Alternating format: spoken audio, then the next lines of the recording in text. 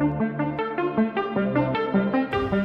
we are here to represent the concerns and needs of communities around the world, particularly those in developing countries, least developed, the most fragile countries around the world, all of whom are facing climate impacts every day and against a background of challenges in economic growth and prosperity. We at the United Nations Capital Development Fund are trying our best to support them to unlock finance for development. This conversation in Baku is critical, and particularly today, which is focusing on finance for climate, because at the end of the day, this is really what ultimately is going to matter to people at the front lines of climate action. The need to unlock financing at a scale and a speed that makes it very relevant and real for them to take tangible action on the ground. Imagine if you are a poor farmer um, in a southern African country or where I come from in Sri Lanka, and you are faced with incredible challenges in responding to Mother Nature, where rainfall is not as it used to be. It's a lot hotter and more difficult conditions to grow your crops. You are trying your best to now make a livelihood.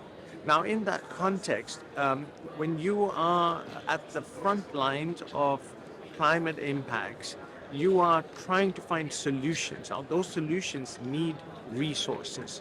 Now, governments around the world are doing their utmost to try and address those, but their budgets are also constrained with so many other challenges that they have to address. So we are here today to try and see what we can do as a global community to unlock resources, both from the public sector, but more importantly, from the private sector, to try and see how we can help those farmers on the ground to not just improve their productivity, but ultimately create wealth that makes all of us ultimately better off. Correct. I think the solution here is ultimately about how to unlock the trillions of dollars that are not going towards the kinds of investments that we like to see, because there are lots of risks that the private sector face. And the conversation is, how do we make use of very scarce public resources to unlock those private finance needs that are actually there? Now, let me give you an example. If you are trying to get a small business going on renewable energy, you know that if you are in Africa, first and foremost, only a fraction of the billions that are invested in renewable energy, which, by the way, more than double fossil fuels today, but only a fraction of that actually reaches the African continent. On top of that, if you are looking at the cost of capital in a developing country, it's sometimes more than twice what you are able to make use of in developed markets. So there clearly is a problem in that the financing needs are much more than what is available, and the cost of capital is also very high. So what we're trying to do is to essentially make use of our financial instruments, including guarantees, to de-risk, to make the cost of capital lower in those countries that are struggling to direct investment towards critical sustainable development outcomes. Example of where we have unlocked and where we're trying to unlock finance for development is actually in Kenya. In Kenya, one of the big problems that the country faces is a lot of food waste. The agriculture produce that is grown, nearly 40 to 70% of it sometimes get lost between where it is produced to where it ends up on the table. And this has to do with the fact that there really isn't any cold storage available for farmers to safeguard their produce for longer than a few days. Now, in order to get cold storage going, you have to have developers who come into the market and develop these capabilities such that you have storage facilities that safeguard these resource produce for longer days. But that requires investment. Now the problem there is that the banks don't find it safe to invest in an unknown technology in an underdeveloped market. So the cost for the banks is very high. Now, how do you change that? You change that by deploying what is called a guarantee, where we come in as a United Nations Capital Development Fund and we provide a guarantee to the bank that provides them with the assurance that they should find it comfortable to lend to what is deemed as risky investments. In the event that something goes wrong, our guarantee will step in. Now, this is a very important way of unlocking finance. And guarantees currently are not deployed as much as they ought to be in a number of countries. And when they are, there's also, it does matter who is deploying those guarantees, whether those guarantees are being deployed by a credit-rated institution or an entity like the United Nations. The advantage that we provide is that when guarantees are deployed by the United Nations Capital Development Fund, we're able to absorb a lot more risk than traditional banks will be. And that makes it very attractive for investors to then come in and say, well, if UN Capital Development Fund is able to provide guarantee coverage up to 70% of what we invest, then we will take that risk.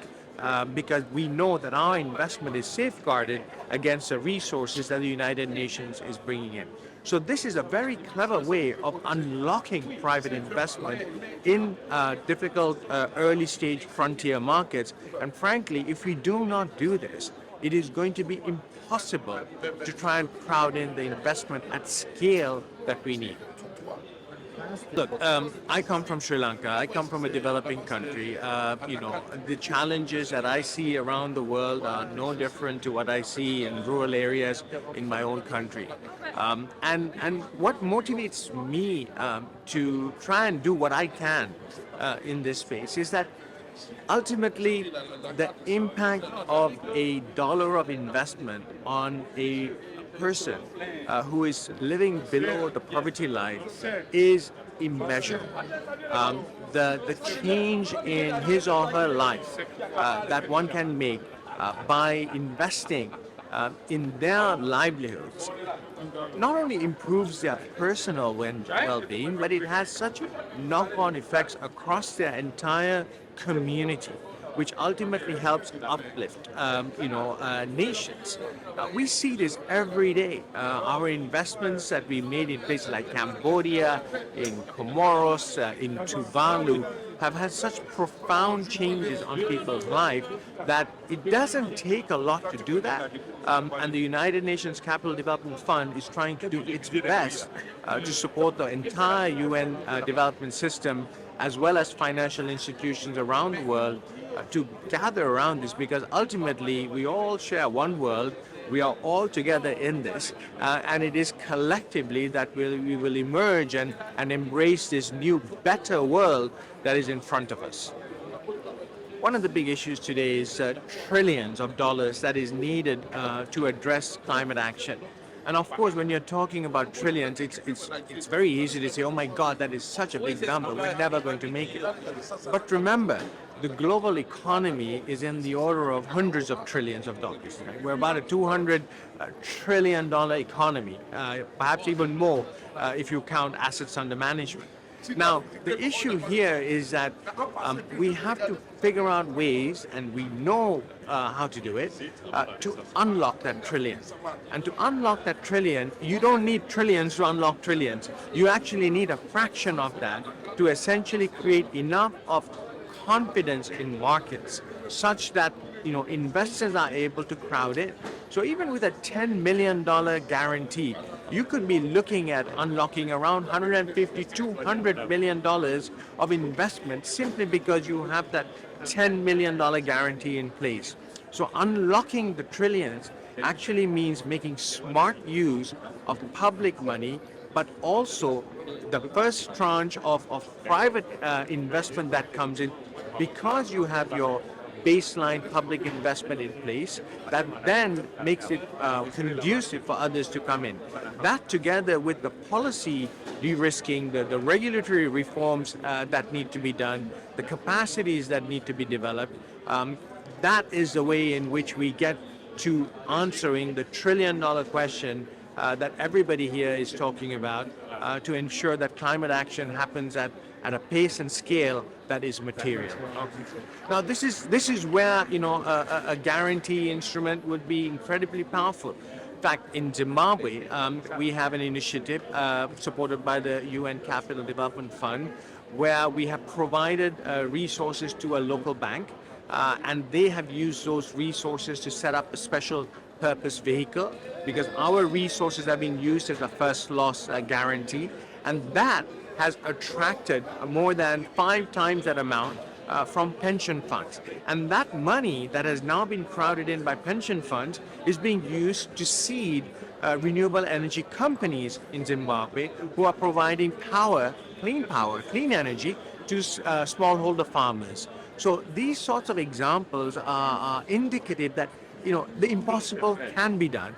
We just have to be very smart and clever in terms of where we deploy very scarce public investment to catalyze and trigger the larger amounts of private finance that is available, and that indeed is also looking for SDG compliant investment opportunities around the world.